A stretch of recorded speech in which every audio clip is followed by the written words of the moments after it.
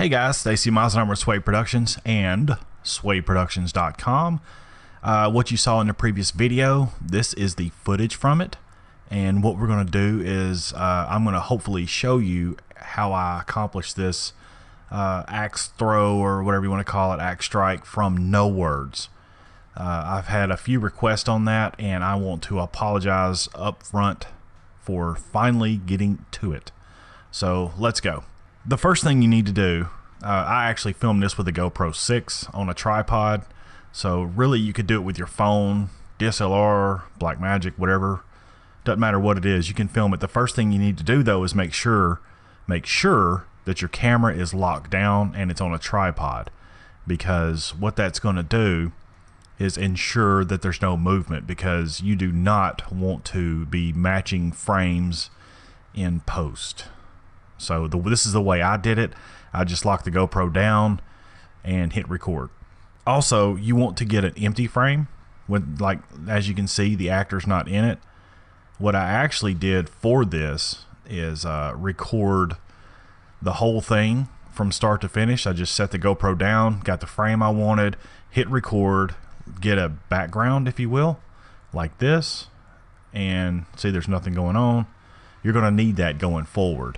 Then I got in front of the GoPro, and as you can see with my computer, I slowly acted it out. I just knew that the axe was going to strike the tree, and I got out of the way.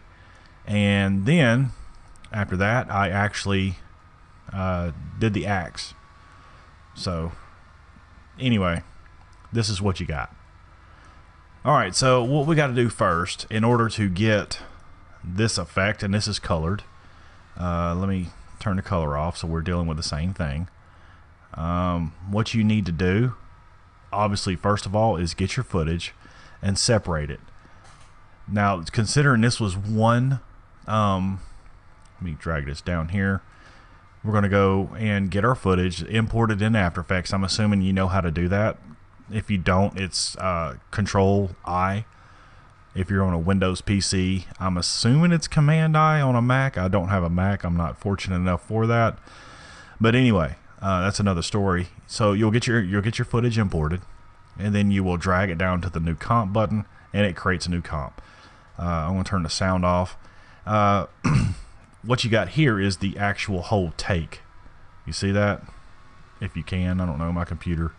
So anyway, what you want to do is, obviously, the very front of this, it seems like it's moving a bit. So I'm going to go to where the actor, which is me, looks like right there. So then we'll go to Edit, Split Layer, and then this right here, I'm going to say BG for now. And then this will be we'll obviously trim it. We're not going to do it just yet. I told you I'm not really good at this.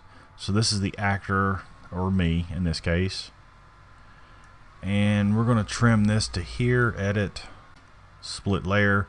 I don't really know all the cool little commands for this stuff, so you'll have to bear with me. I know it does show when you do this the commands, but what can you do? It's me. Alright, so there's me reacting to it, and what I want to do is actually stop about there. So again, Edit, Split Layer, and then we'll rename this to Actor. And then we're going to go forward. There's more good footage. So I'm going to trim that while we're here, and may use that for the background layer since it's not moving. And then we'll keep going. Scrub, scrub, scrub. There's that axe strike. Okay, so I think Edit, Split Layer. Okay, so we will name this top layer, if you will, we'll just call it something simple like axe. Okay, so we have two BGs right now. This one looks like it's moving too much for me, so we will delete. Scrub forward. This looks a lot more solid. There are some shadows, but for tutorial purposes, I'm not really that concerned about that. So I'm going to rename this to BG or background. Again, it is super important that you do this. Clean plate is what they actually call it. It's super important that you do that because you're going to be doing some masking or roto brushing or whatever they call that stuff as well. So right now all I'm doing is lining up my footage, and we're going to turn this off to make sure, yeah, it looks like I have that lined up correctly. And then we're going to get this axe dude up here. Now you may be thinking, well, with all this stuff stacked on each other, I can't, physically see what's going on. Well, hold on a second and I'll show you the trick to that. I'm absolutely terrible at like lining this stuff up, so you guys are going to have to bear with me. Okay, so it looks like we have everything lined up. Everything's ready to roll. Turn the eye little deal on there. Then you go up to select the axe layer. And real quick, the effect layer, this is how I did it. The effect layer goes on top. The actor on the bottom, obviously in this order, background on the very bottom. Okay, so you go to your axe layer, select that and hit T, which is your opacity button. And then you want to go over to here, and what I normally do is hit like 50%. That way I can kind of see, as you can, everything going on. So I can line this up a lot better. Okay, so it looks like I'm actually getting hit by the axe right now. That's not what I want to do. So I'm going to go to the actor layer, and then I'm going to zoom in and try to sync this up to where I'm actually out of the way. See? So we'll go to start at the beginning. Boom, boom, boom, boom, boom, boom, boom. I don't think that's good enough yet. And we hadn't even got to like the masking part yet.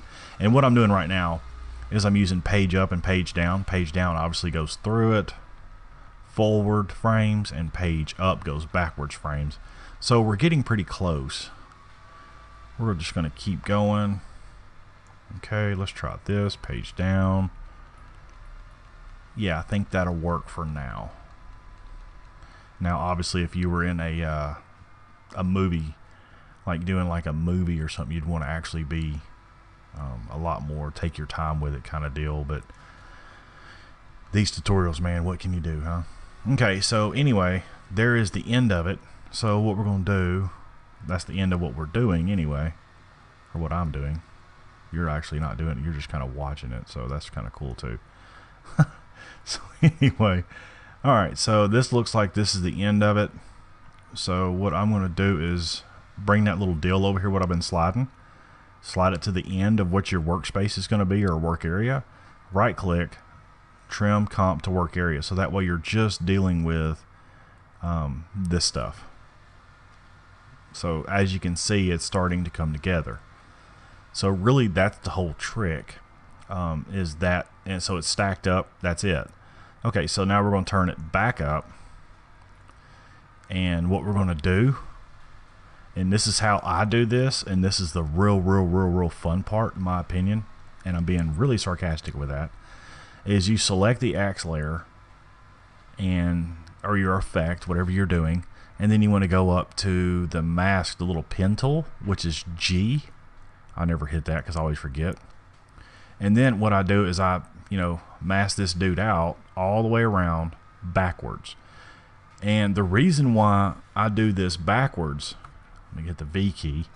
I remember that much. The reason why I do it backwards is because I know how many little mask points, whatever these things are called, I need to make. So what I do is I go around the axe completely, around my arms, around the hands, stuff like that. I'll go around it completely for all these frames. So basically there's the end of it, and it looks like we're at 21 frames for this particular thing. So I'll show you this. Pen tool again, and for tutorial purposes I'm not going to go through this like I should. I'm just going to do like a quick deal here, because if you're watching this video on how to do this, I'm assuming we'll end it here. I'm assuming, as you can see what happens, you know how to do this kind of stuff. So let's just say that you want to throw like a throwing axe. You could probably get away with that too. So you got the axe layer selected, and what I do is I hit MM on the keyboard, obviously, And what I do is I always feather it just a little bit, usually around 2 or 3 pixels. And the reason why I do that is because what that does is it kind of blurs the outside or the real stuff in with what I'm doing. You know what I mean? It kind of blends the 2 layers. It kind of gives it a fade. You can go crazy with this, however, I don't suggest it. See how soft it makes it? And if you zoom in, not that bad. Let's go hit H for the hand tool. And if you zoom in, you can kind of see that right there. See? What that feather does, like I said, is it blends the 2 together. So the higher amount you go, you're actually shrinking your mask, and the lower amount you're not. Now, to overcompensate for that, what I like to do is go to this mask expansion, and I usually go -1 or 2 for the mask, and you see what that does? It kind of helps it out. And you got to think about this too. Usually on something like this, you're going to be doing this at such a fast speed, you're not noticing the mask necessarily, go through this whole thing. You're not noticing, that thing fit in there at normal speed like you saw beforehand.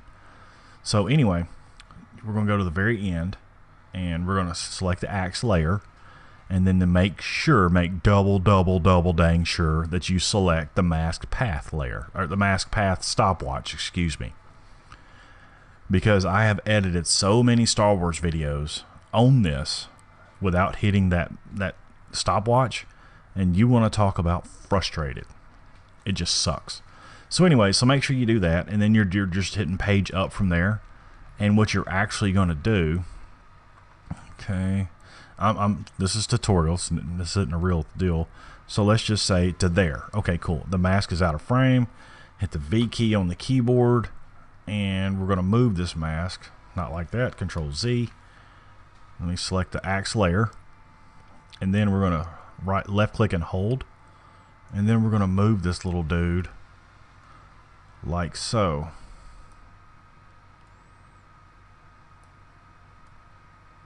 And another thing, while I'm moving this mask, make sure you're getting what you're getting into. So basically, if you want to film at 60 frames per second, just know that you're going to be editing 60 frames a second. Right now, this was filmed at 24 frames per second. So while this little video clip, if you will, is less than a second long, sorry about my dog, basically, we're at what, 21 frames is what it says. So if this was 60 frames per second, you'd probably be closer to 45, 50 frames, maybe more, that you'd be going through doing this to. Now as you can see, there's the first point we made with the mask path, and this is the second. See how it's moving up? Now what I did on No Words is I actually went through each frame and made double sure, like I said in Real Deal, this was a movie, I'd make double sure that this actually lined up and everything was good and smooth, the best I could. And an interesting little fact about No Words is that was actually the camera I used, because I get, people asking me that, what'd you use? Goodness, that was some great shots and great lighting, and it was just great. Well, the whole time I filmed that movie, I actually used a Canon Vixia HFG20. It was like a prosumer level handy camera. You know what I mean? So anyway, after you get that masked out and everything, we'll go back to the main comp, and this is what you will have. Well, kind of pre-render with this thing. This is what you'll have. And that is the same thing I did in No Words with the axe throw, except there was a lead up, so the axe throw was actually a payoff. It was actually Jason Voorhees or my buddy Dustin actually, showing the axe, rearing the axe up, getting ready to throw it or whatever. And another interesting fact about that on No Words was he didn't throw the axe. It was me like this right here, and we couldn't get the axe to stick in a tree. So what I did is I had to be off camera like this, except now you can actually see it. I had to hold the axe, hit the tree, and then hold the axe into the tree to get it to stick. So basically, once you've done, your masking and everything, you're done. That's it. So from there, you just want to color grade, to whatever you like. Anyway, this has been Stacy Meisenheimer with Sway Productions. If you have any questions, please leave them in the comments below, and I will answer them, as soon as I can. Other than leaving this locked down on a tripod and hitting record as you go, just hit record one time, get the actor in frame, get the axe in frame, get whatever you're trying to do. Really, that's it. That's really it. There's nothing else to it. So anyway, this has been Stacy Meisenheimer with Sway Productions. I appreciate you guys watching, and I will see you on the next one. Bye.